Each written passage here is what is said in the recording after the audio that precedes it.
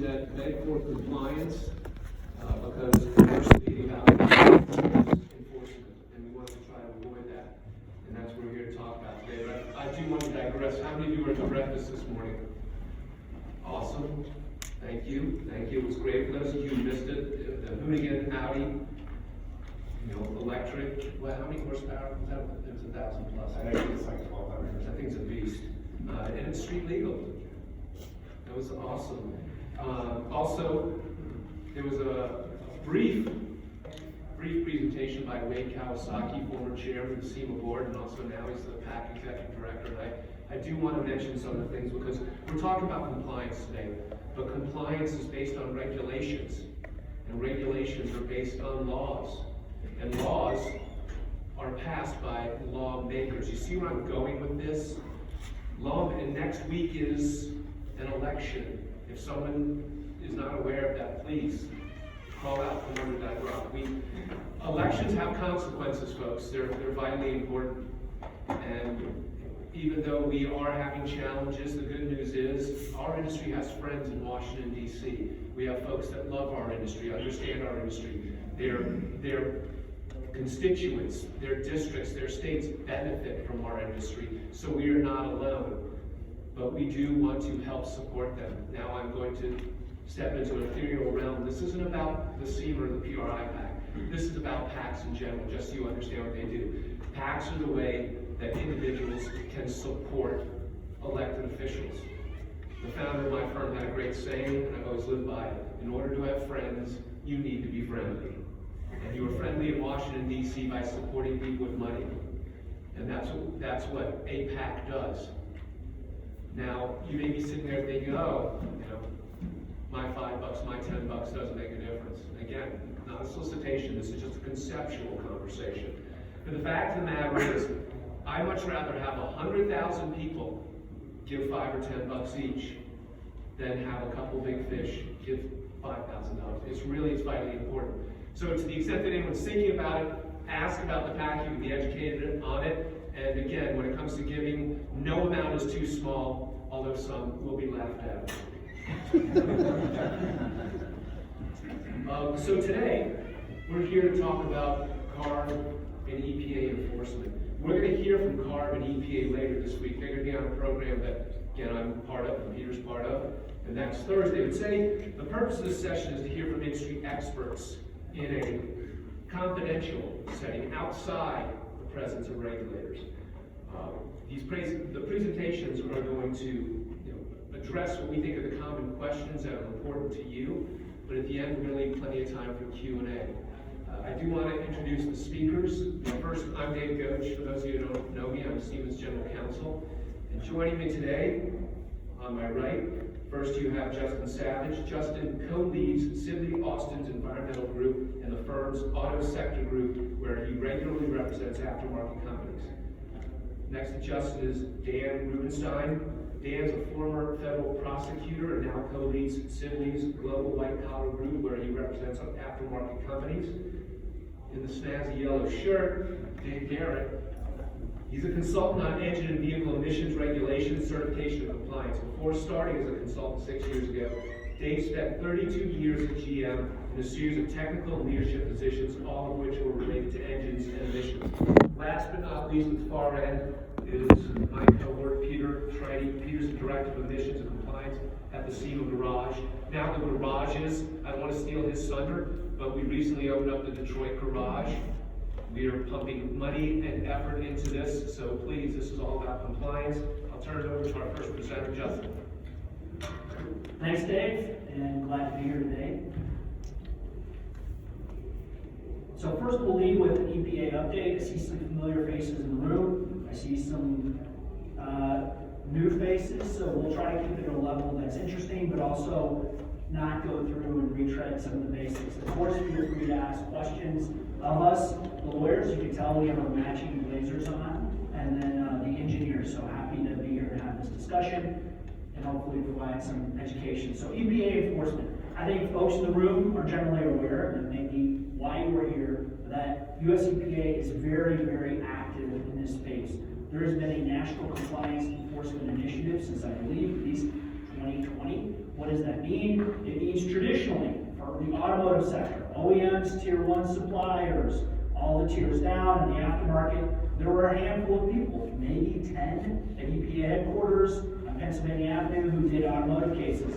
Now that it is a National Compliance Initiative, or NCI, what does that mean? It means hundreds of people in all 10 EPA offices from Seattle to New York are doing these cases. Where did they find all these automotive engineers? They did not. These are repurposed people who may have been looking at power plants or steel mills, so they may not know how a vehicle functions. They may not even own a vehicle. They may be people who ride bikes. So that gives you a sense of how much activity is out there. Last year was a record. There were 40 civil cases. That is a record in the history of EPA for fiscal year 2021, which is September to September. This year, I think we're on pace for a similar amount. There's some new things I'll talk about a bit later. And then, what is new? And this you really need to pay attention to, whether you're at a large company or particularly if you're a small, closely held company. This is called responsible corporate officer. You may be saying, I knew I should have stayed and hung out and looked at cool cars and drove around because this is boring as hell. Why do I care about responsible corporate officer? This year, EPA, using the Department of Justice, has launched a series of lawsuits. I FOIA'd this. There's 4 cases, 3 of them settled, that pursue owners and officers of companies for personal liability, even when their businesses are structured through a corporation. It is under this old theory called responsible corporate officer doctrine. It is a criminal law theory that grew out of adulterated food cases in the 50s. As far as I know, this is the first time the United States government has applied this in a civil enforcement context. So, what does that mean? It means you want to have a robust compliance program and not have to deal with this, because you may have a corporate structure set up. You don't want to lose your personal assets. So that is something to be aware of. Where is EPA pursuing? I'll call these the big 3. Tuning. So this could be handheld tuners. It could be custom tuning. And EPA has a big case in the U.S. District Court for the Southern District of New York against EasyLink for blank tuners. And the allegation is that EasyLink sells a blank tuner, but that there's an ecosystem of delete tunes that you can download that stuff on. So tuning, that remains a major focus of EPA. That doesn't mean it's per se illegal, but when we get to the compliance points that I'll make, and Dave will make, and Peter will make, it does mean you need to act with caution. Deletes, and these could be tuning deletes, or it could be hard parts. The classic example in our industry is to remove the DPF and the SCR in a big old diesel truck and put a straight pipe on there. The third one, onboard diagnostics. This one, if you have a paper, circle this. Why? EPA, we've written a lot about it, you can read about it on the internet, has a theory of criminal liability that Dan may talk about, where it says if you disable the OBD on your vehicle, it is felony tampering under the Clean Air Act. A felony. Now, what does tampering mean? I think there's a debate. Clearly, if you disable it, so if you've got a gas-powered vehicle and you disable the Euro 2 CAT sensor, that's going to be tampering. Now, what if you change the functionality so that a cold air intake filter works?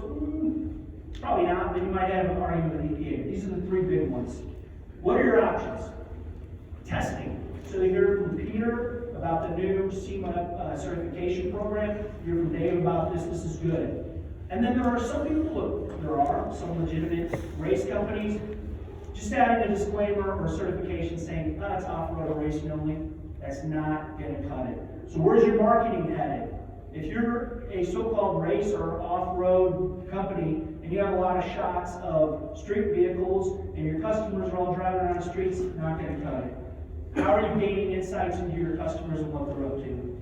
So this is less of a lecture and just an interaction. Let me ask a question so I don't go back to tape. So EPA enforcement, the 40 cases, maybe help everyone understand how the EPA, and let's just get to the granular fines, because in the last 6 months, there were 2 large settlements, both about the same amount. So if you look at me and say, these are apples to apples, One company paid 2.5 million, the other paid 3 million. But then the number of parts, that's actually what, there's a multiplier here. They're paying per part. Each part, each illegal sale or modification is its own violation. And when you get granular in these two cases, it comes out grossly disproportionate. These companies, similar size, one of them ended up paying $45 per part in the violation, and the other paid $160. Right. You know, what is factored in? Obviously, the government, the EPA, can't put a business out of business. So the financial ability to pay is a factor. But what are the other factors? Because this is grossly disproportionate. Right, so those cases, I'm familiar with them. Neither one was ability to pay. I worked on one of those. Neither one was ability to pay. I think the difference you could say is, and we're talking about cases where you get EPA involved. They sent you an information request, they show up. So you're not avoiding EPA, you're dealing with them. I'd say two distinguishing characteristics. In one of those cases, the company had begun a serious compliance effort before EPA showed up. That's really important. Why? Because one of the penalty factors is good faith efforts to comply, and you're also supposed to cooperate. So even if you're not finished, if you started, that's really, really important. The other difference I'd say is once you're in the system with EPA, you need to make a decision. And a decision as a business is, am I going to fight this to the last, or am I going to figure out a way to get a resolution? So you can fight them, it just means you're going to pay a lot more. And if you're going to fight them, I'll say things like, don't go on social media or do other things. So I'd say it's both being proactive and saying, they're out there, we're going to document what we're doing so we can show them. And then also, once you're in the system, how are you going to approach it? It's your right as an American to fight them. God bless you to do that. But you better have the staying power to go to the end. So those are, I'd say, the two big differences. The other thing too, and I want to emphasize this, because a lot of folks, to demystify it, how do you get caught? And Justin made this point, but in my opinion, there's three ways the government shows up at your door. One, it's as simple as just your website. It's how you advertise, because and I disagree with this, because we've all there's endurance races, where the gas consumption, fuel economy is important. But the EPA takes a position that if you advertise a race use only part and you say it helps fuel economy, that's on that web page, you're winking at the public saying, put this on your daily driver. That's a position that EPA takes. So I would do a hard scrub on your website. The second is your social media. Now, believe me, I love your content, but if it's blatantly illegal, you're showing vehicles, and the worst case example is rolling coal, driving down the street, that's Exhibit A in the case against you. Actually, and one other thing too is even people forgotten about, but a couple of years ago, I represent the industry, not individuals, but I was talking to a company that was being pursued, and the EPA's strongest piece of evidence was they had a pamphlet, it was for a race use only part, there was a single picture in there that showed Porsche up on a lift, and it was purportedly having the part installed on it and still had a license plate. That was Exhibit A. Right. So those are the two. Here's the kicker, the third, the one that hurts, tipsters. I don't know if it's industry turning into industry, but when I talk to folks in DC and attest to this, they laugh. They say they get a tip a day, usually actually this from a competitor company, saying, look into so-and-so. That's the reality. Right, and I think Dan will talk some more about that, but that is a big driver. So just, you want to add that? Yeah, the third point I would make is if somebody else gets in trouble and they are doing business with you, people are heavily incented to cooperate with the government and work on their behalf. And so somebody else that's gotten caught, one of their ways out is to start talking to others who might be helping within the industry. And quite frankly, working on behalf of the EPA or whoever else. Because I know it's right here. Yeah. So just quickly, a couple other compliance options. Have a compliance policy. There's lots of fun stuff we do where you're not going to get in trouble, but you're going to open yourself up to investigation if you do not have in writing how you're handling particular SKUs. The two big examples are replacement parts. You can have OEM replacement part, it's fine, it's legal, and pre-emissions vehicles. You need to have that locked down and explained. Awesome. The other thing is there's some things like with replacement parts where you need engineering determination or something in writing. Again, do that before EPA shows up. If I, as your lawyer, you say, this has happened a lot. People will say, listen, I'm an engineer, but I work in cars 24/7. All the guys here do. This is really, it doesn't change the functionality of this at all, the airflow or anything. But if you don't have it down in writing and it's your judgment, it makes it much harder to defend. And then train your sales staff. You can have the best policy in the world, but EPA's probing. They can come in and say, hey, we're on the phone and I'm not going to tell you I'm tape recording this, or I might have an informant tape recording it, but yeah, I know you said it's for XYZ off-road, but I really want to drive this thing on the street and roll some gold, blah, blah, blah, blah, blah. If your sales guys aren't aware how serious this is, EPA's going to come after them and trip them. It happens again and again. And then the final thing is auditing. So once you have all these pieces set up, you hire somebody like David, just come in and pressure test it for yourself. It's a lot better than dealing with EPA. Now, what's important too is a lot of this, this is opinion or maybe theory, but even that second one, the compliance and engineering determination. All of you are familiar with the tampering policy, right? For those of you not, some of you are just nodding, but you're doing it just because everyone else is. But, so Memo 1A existed for, it seemed, and by the way, it was temporary, it was to be updated. That was 1974. But the EPA finally got around to updating Memo 1A, 2 years ago? 2 years ago. Yep. And that now is explicit. That gets into how you establish reasonable basis. And in there, it is this. It can't just be that you think it's compliant. It gets into whether you have an EO, whether you've done independent testing, or eventually seeding some of the later points. And the biggest thing I've heard for years, and I still hear it, is, wait a second. I'm looking on the internet. These parts are still for sale, or this person's doing tuning. Everybody does it.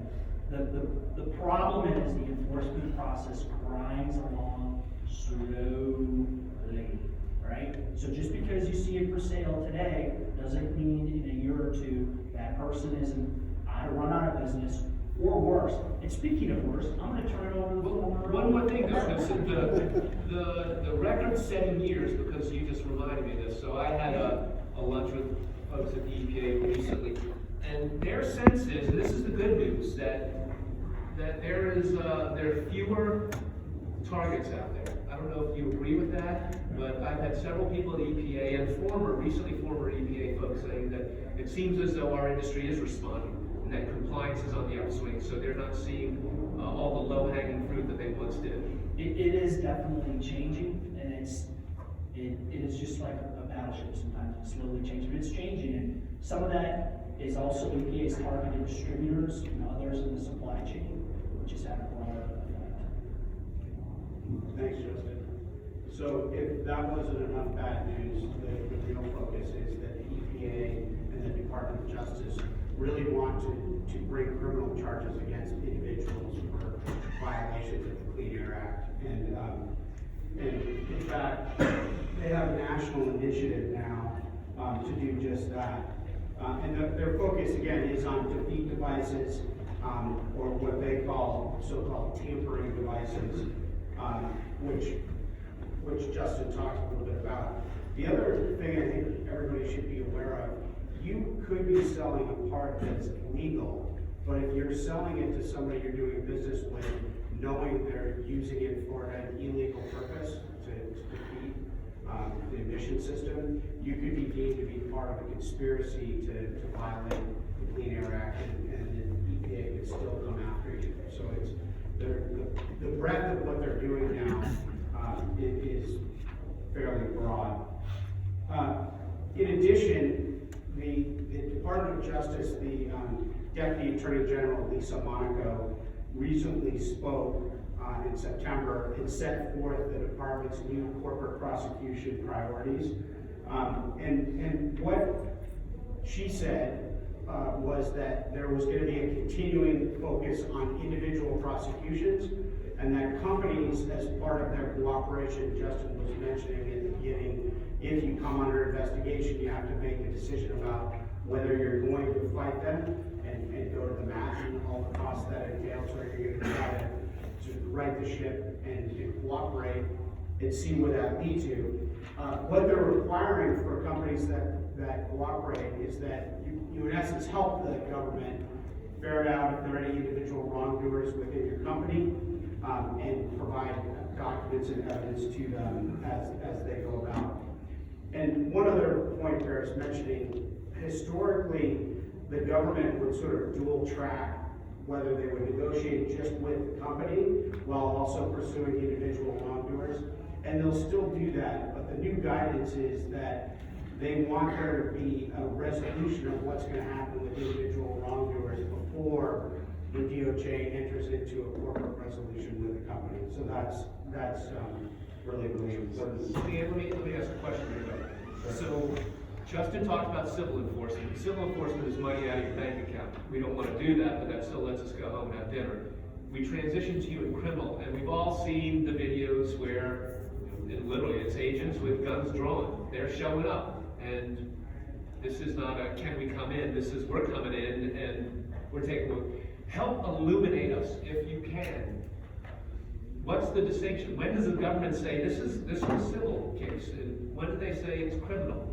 I mean, you can get to the extremes if you're, and I've heard of the cases. There was a case somewhere in Southern California, and a guy was paying someone to come from Mexico. He was punching holes in the cat. It was like through this entire fleet.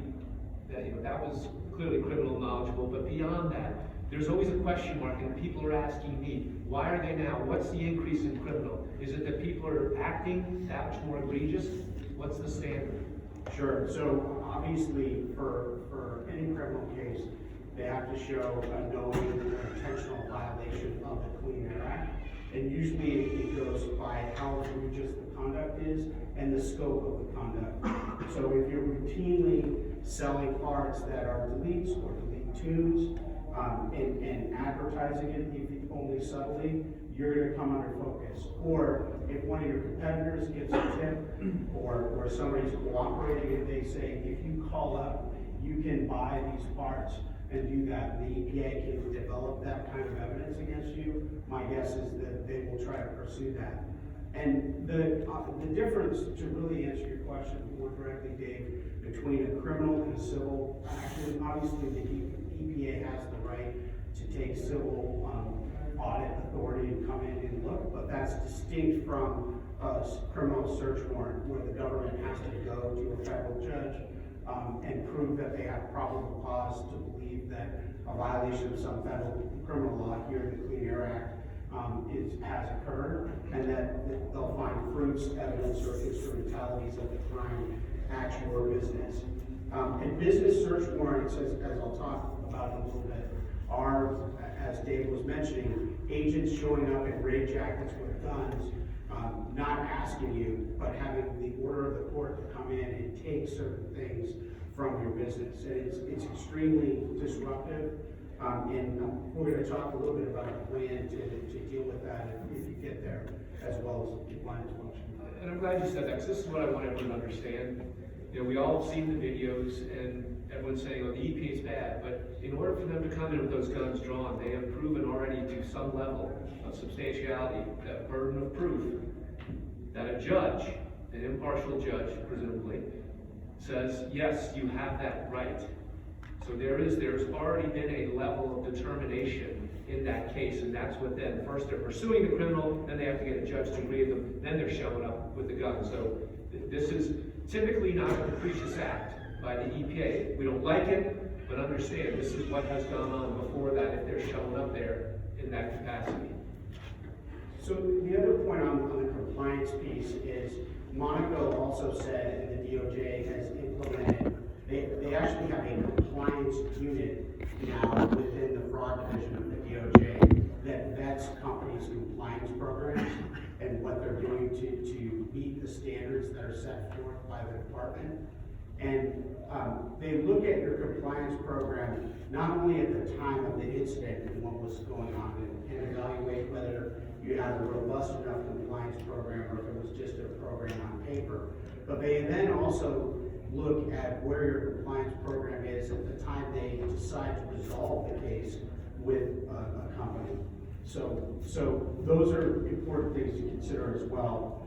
And the DOJ has also signaled that they're going to start asking companies to even use data analytics and really extensive record keeping to prove what they're doing compliance-wise.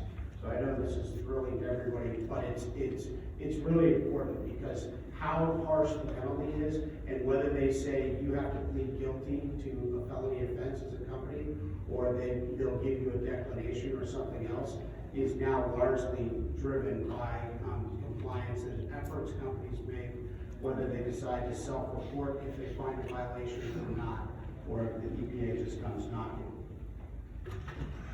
So, a couple of examples of criminal cases, recent criminal cases that have happened.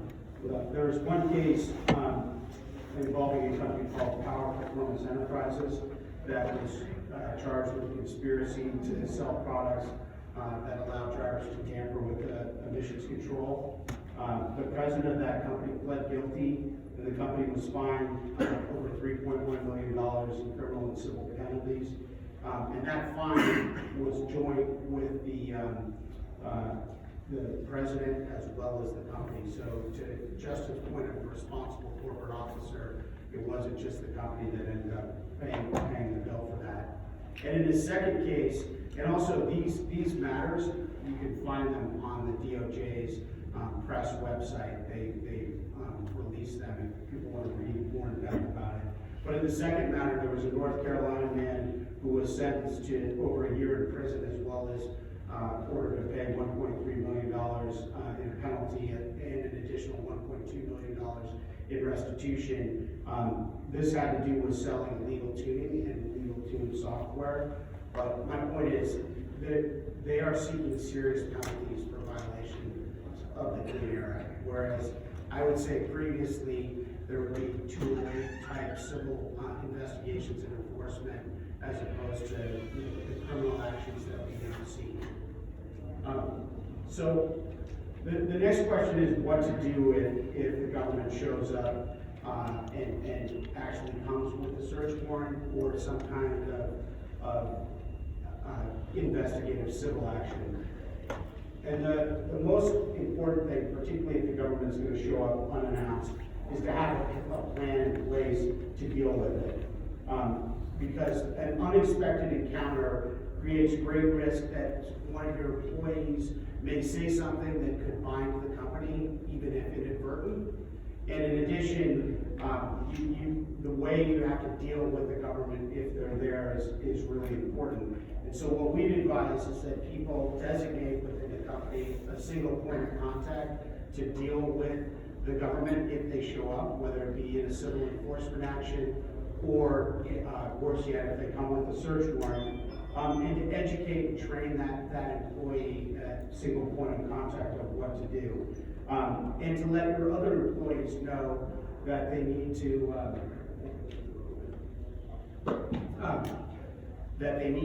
everybody needs to contact that person in the unpleasant event that the government shows up to do a search warrant. And I would also advise giving written instructions to people on that. A couple of points about if the government shows up with a search warrant. So first of all, you, the company, have a right to get a copy of the search warrant and to ask whoever the lead case agent is who's in charge of the warrant to not only see the warrant, but to see their credentials. And I would advise people to ask for that person's business card. And if you can get it, the business cards of others who are involved in the search.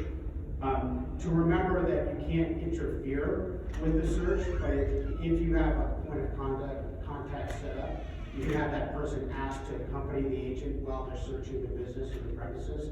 Because a lot of times what they're really looking for are documents, computers, and the like.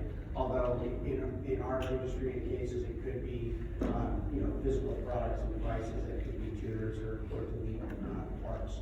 So it's important not to obstruct or interfere with what they're doing, but also to document each step of the way, what they're taking, what they're doing, I'd also recommend that you have the responsible person immediately send a copy of the warrant to your outside counsel as soon as possible. Just real quick though, because you said, it's rarely not unexpected, okay? The EPA is not big into making appointments. So if they're going to, they're showing up and it is going to be unexpected. But maybe Dan, we're talking about a search warrant, and that is something that the government has the right to effectuate. They're gonna come in. But talk about also if they're just knocking and the procedure there, because that is different. That does happen. There are times, and they've done their homework. Like I said, they've scoured the website. Something's made them show up at your door. They don't always have a search warrant. That's different. So there are really, I think, 4 scenarios where the government will show up at a business.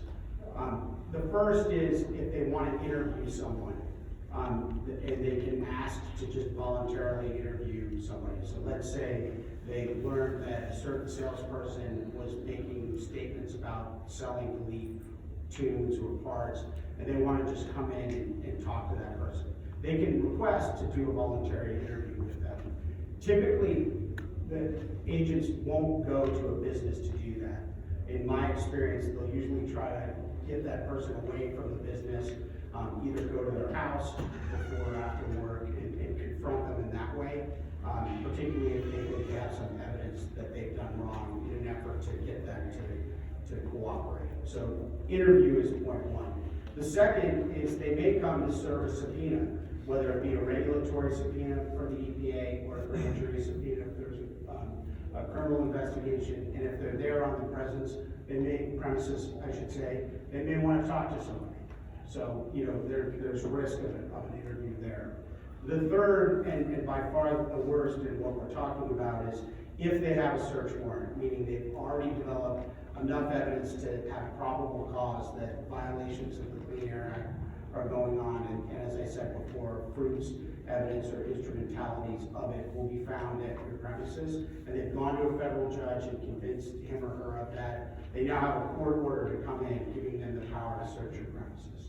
So that's the third. And the fourth is when they do a regular regulatory audit. And typically in that fourth situation, Justin can speak a little bit to this, they usually don't show up unannounced. The EPA policy is to give some advance notice. I think they have the right to do that, but they typically don't. It's super important when someone shows up from EPA that you find out, is this a civil inspection or is it a search warrant? Why? And it's gonna look totally fuzzy to you. You're gonna say, it's somebody from EPA. As Dan said, get their credentials, ask them, is this a search? Why? Because if it's a civil inspection, generally, you need to let them do their thing. Why? What if you say, go pound sand, get the fuck out of my place of business, whatever. Guess what and I've had that happen, guess what's gonna happen? You may get a search warrant, they're gonna escalate against you, so if it's civil, it's much different, which is why you need to talk to a lawyer, and generally you need to cooperate. And listen, you don't have to incriminate yourself or throw up all over yourself, but kicking them out if it's a civil inspection, where they're there to look and see, okay, I've looked in your website, you're selling EGR plugs, I want to see those or see your sales records.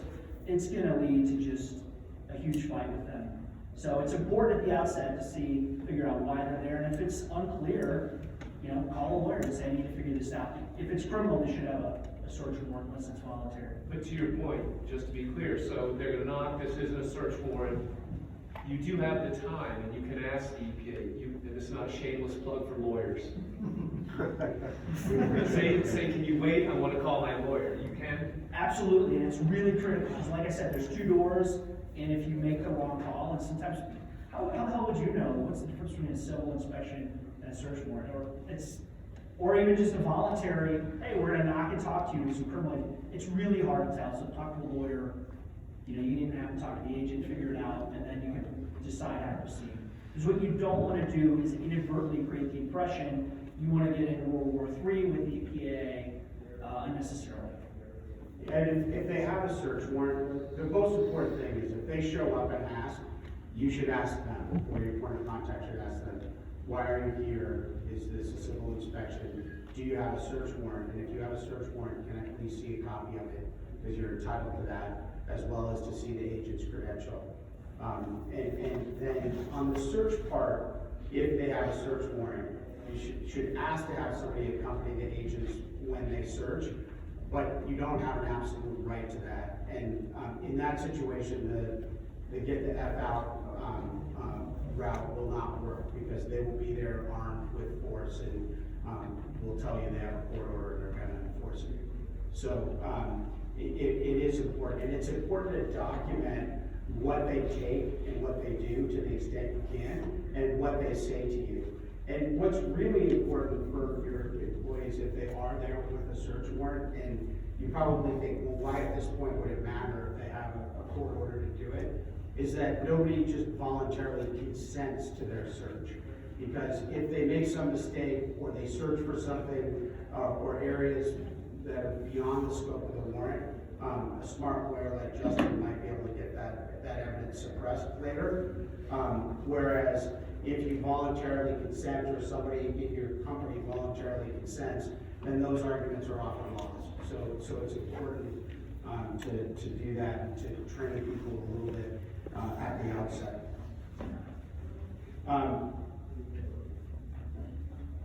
So after the government leaves, a couple of remaining points. You should have a designated contact document everything that they did and said. It's important to also make sure that your employees know that they're not obligated to sit for an interview with agents when they're there. Because a lot of times what they'll do is they'll try to strike up a conversation with people and talk to them as to try to facilitate the search, or what's going on, or people may try to be defensive. And those kinds of unscripted conversations are on the record with the agents, and can be used against you. And people feel it's sort of a compulsion, particularly employees who may have not done anything, to do that, to try to be helpful.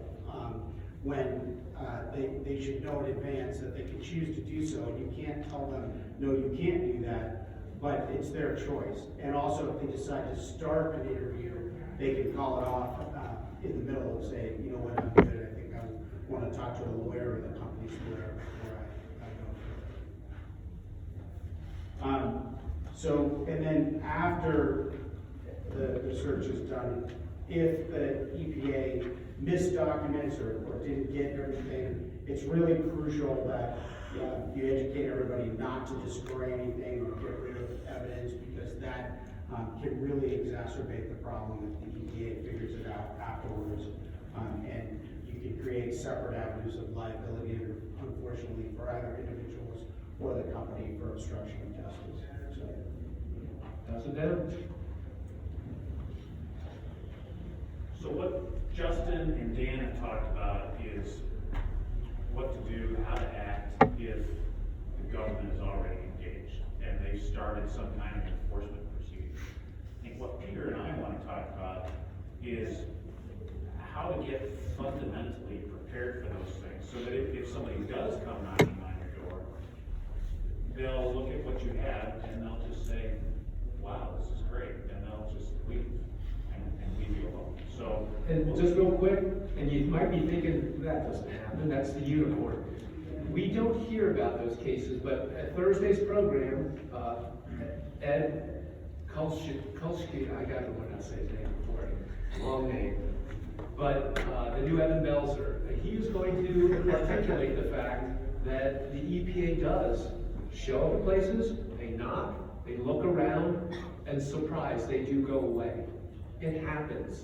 They don't, they only report their fines, penalties, and when they've got someone. They don't report that, the number of cases where they looked, they kicked the tires, and they walked away. It does happen. So this is very important. The dichotomy here between trying to stay out of trouble and once you're in trouble is very important. So I started this section off as fundamentals, and this is really the foundational, the starting point of fundamentals, is understand what the laws and regulations that apply to aftermarket parts are. There are a couple very small sections in the Clean Air Act that apply, And then there are some regulations and enforcement documents that we talked about, this tampering memo that EPA put out 2 years ago to replace the interim policy that they put in place in 1974. So understand those laws, understand the regulations, understand the enforcement priorities and the discretion that the agencies have. And that's, the Clean Air Act says it's a violation to manufacture, sell, offer to sale, or install. So anybody in your company that's involved in manufacturing, selling, offering to sale, marketing, or installing needs to understand what these regulations are. And it's not just people that are in your company, your employees, it's your customers, or your dealers, or your distributors, but you should help everybody understand what's on one side and what's on the wrong side of the regulations and the laws and the enforcement discretion that they have. And when we talk about employees, it's every employee at all levels. It's responsible corporate officers, it's shipping clerks, and everybody in between. And do this to establish this as some kind of a training program. This shouldn't be a one-shot deal. This should be an annual thing. It should be part of onboarding any new employee. It should be one of the first things you do as you onboard a new employee is make sure that they have an understanding. And it's not like it's a 3-day seminar or something they need to go to. It's maybe an hour's discussion at the most, including Q&A, just to make sure that everybody understands this. It can be pretty straightforward, but this is foundational, this is fundamental in establishing a compliance program. Okay, the next thing that is fundamental is understanding the impact of your parts. What do your aftermarket parts do alone, and maybe in combination with other parts? Another part of the Clean Air Act is if you know or should have known that it's going to have an adverse effect on emissions.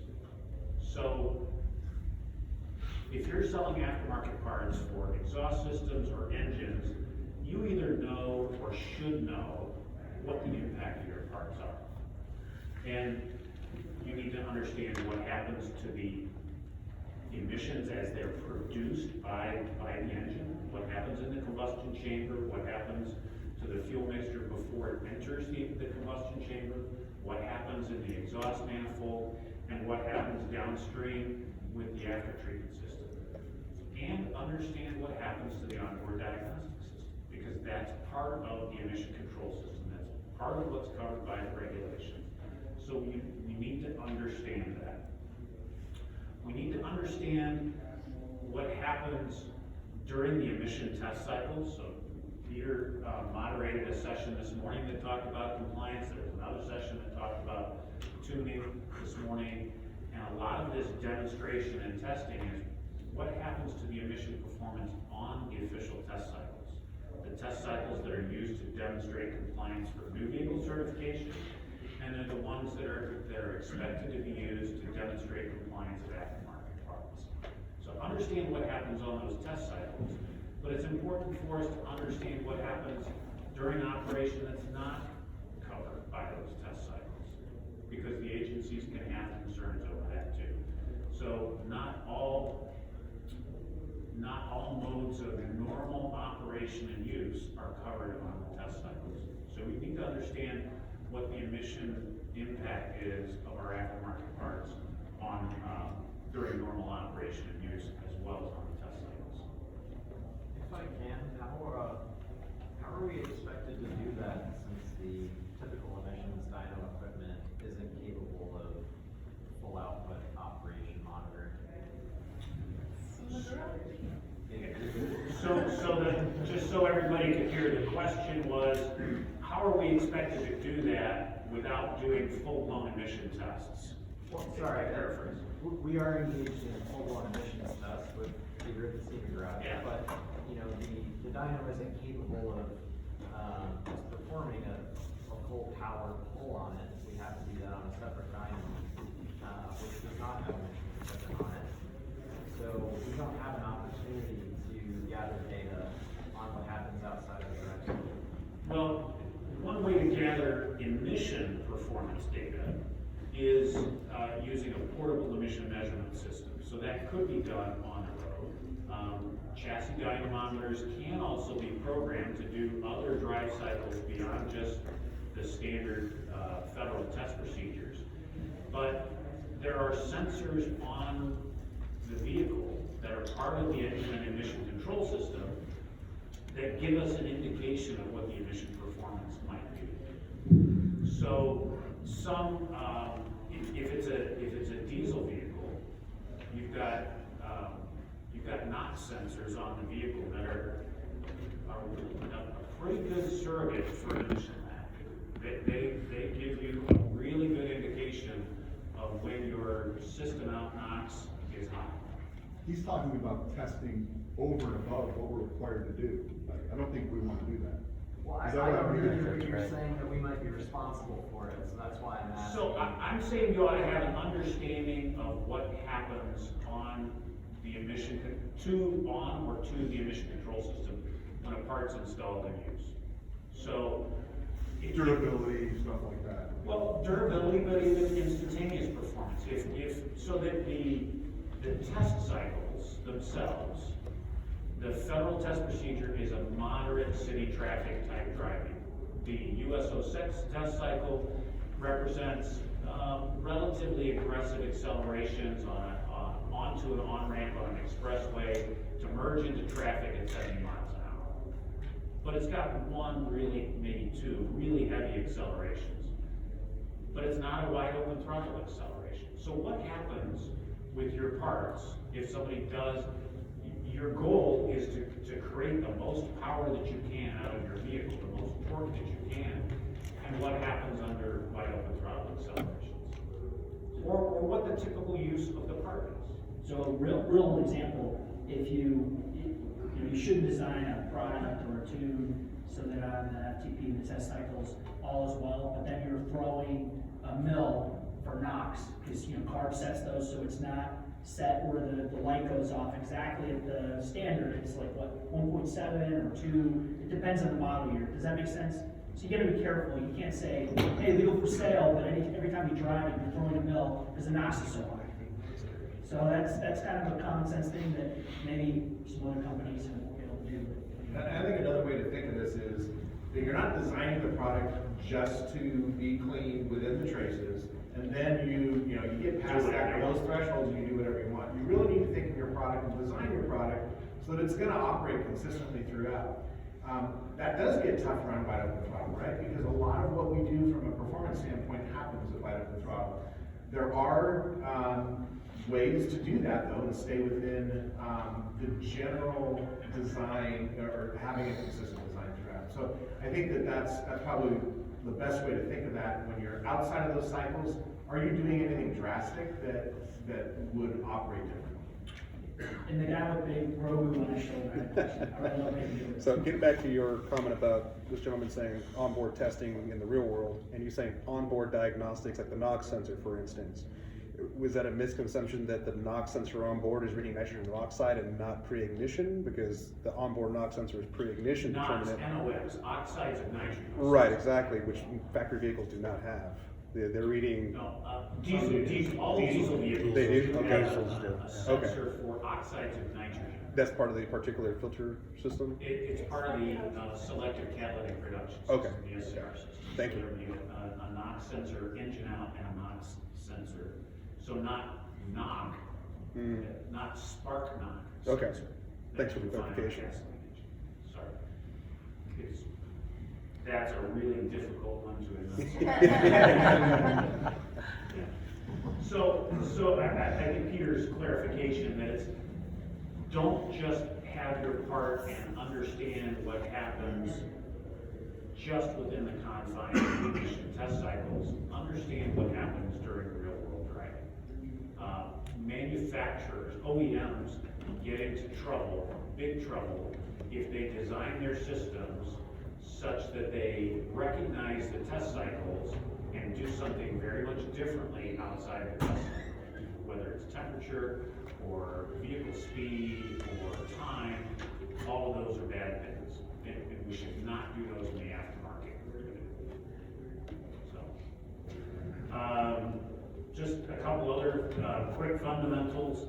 If we say, oh, the part's not for sale in California because I don't have an executive order, it shouldn't be for sale in other places in the US unless you've established a reasonable basis of compliance.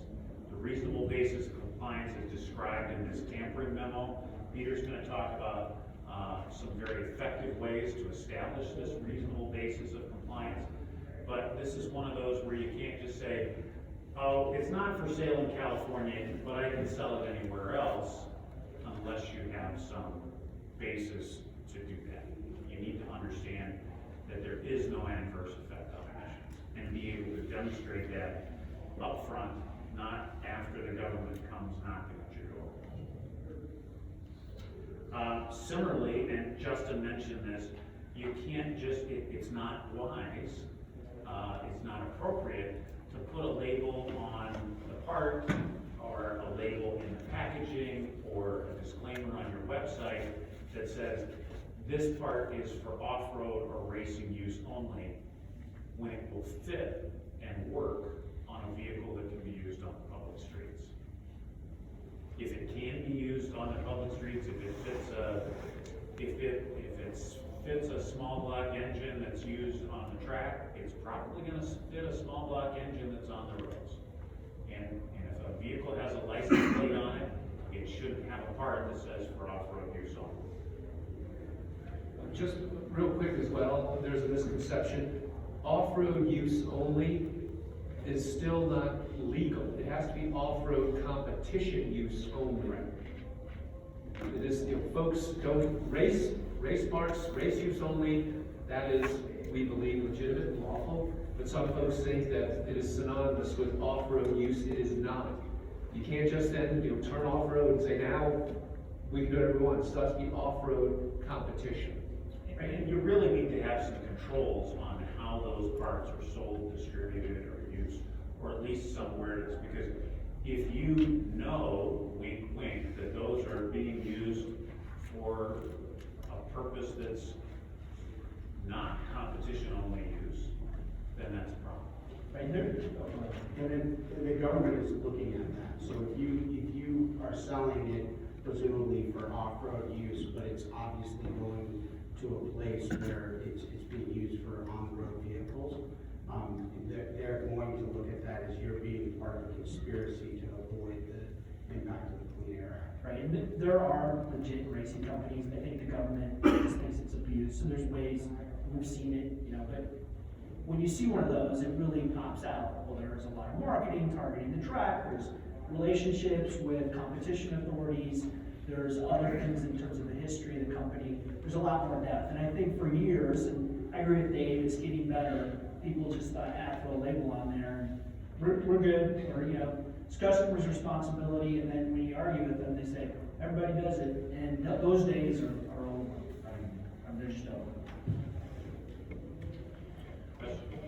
So I'll get an inquiry from CARB sometimes, and they'll say, well, if you're making this part and you're applying for an EO for all these applications, but the majority of your sales is for this one application, why are you applying for these others? And my response is always like, well, I should have an EO for anything it fits, because even if our company doesn't sell it to somebody, they could pull one out of the junkyard or buy one offline, and lie about the application. And so that's my response is, if it fits in the vehicle, I should have an EO for it. I think that's a very responsible position. And CARB should think that too, that they're pushing back because it's more work for them. I don't know, but they're like, why would you apply for an EO for your company to replace what you're getting out? And I'm like, if it fits. Yeah, this is kind of something we're experiencing under the new procedures with CARB, is they're so granular on what you can apply for that it makes it really difficult to try to get that broad coverage. So they are asking those questions and saying, well, do you really need that coverage? And our answer is yes. If the product fits, we want to get that coverage. Somebody's gonna put it on that vehicle if it fits. Right. Just like to add to the point about the off-road use only. The agencies will look at your sales volume, and they'll go to Pep Boys and AutoZone and say, how many of these things did you sell? And if there's, just using ridiculous numbers, if there's 10 legitimate racing uses for that part, and you've sold 10,000 of them, they're gonna say, these are going on street cars. You know or should have known. Exactly. A disclaimer means nothing if your sales volume contradicts it. Right, and where you get into the criminal side is, they'll see the disclaimer, you're selling a lot indiscriminately, and then they'll come in and they'll either have agents or cooperators, meaning someone who's in trouble and deals with your sales staff and tests it. Hey, I really like I see it says off-road, but I never do that, I just wanna drive around Green Bay, Wisconsin on the streets. And your sales guys, they don't have all this background unless you train them. They'll say, of course, we do that all the time, man. Where do I send this thing to? Another state. So that's literally what this isn't like a thing that one agent does in Washington State. It doesn't, they have a playbook. This is a playbook, yeah. That is what they do. They're very good at covert ops. Yes. It's not just volume, they'll also look at like your customers. So if you have an off-road loose car, a racing car only, they'll ask for the address of your customers, the phone numbers of your customers. They will sample those customers and call 100 of them and ask, are you a racing company? If 99 of them say no, that's their case. You're done. So Justin, you mentioned that having done some efforts towards compliance is beneficial. If the state shows up, even if it's not complete, there's benefit to that. Dan, you mentioned that if you're pursuing compliance even during a case, that's going to be beneficial. So I want to talk a little bit about what that compliance looks like and really what's involved with that. The title I put here is the best defense is compliance documentation. There's a couple of different ways that we can document compliance, but by and large, it's going to involve testing. And our job at SEMA in our compliance center is to really help you understand what that looks like, what the testing looks like, get you through that process. We have resources to do that both in Southern California and Detroit. And to hopefully minimize the amount of testing that you have to do. And that's really what we're skilled at is identifying what the fitment of that product is and making sure that we're testing the product in such a way you can get the best coverage possible. So that's our job, that's what we're there to do. We've talked a lot about EPA, and as Dave mentioned, the Clean Air Act is really the main body of legislation that's governing what our responsibilities are. The tampering policy helps to clarify that. So I've got a couple excerpts from the tampering policy that I'll show here. We haven't talked a lot about CARB. CARB, unlike EPA, CARB has a program that we can follow to demonstrate emissions compliance. And it's their program, they run it, it's their rules, we gotta play by their rules. But in essence, they have this program that you can go through, you can apply, and you can do the testing that they require to get the coverage that you need. EPA doesn't have that. So in order to demonstrate compliance for all 50 states, the best way to do that is with a CARB-EO. A CARB-EO will suffice for a reasonable basis demonstration for EPA. And so if you have a CARB-EO, you can legitimately call your product 50 state legal. At SEMA, our goal, or we've developed a department.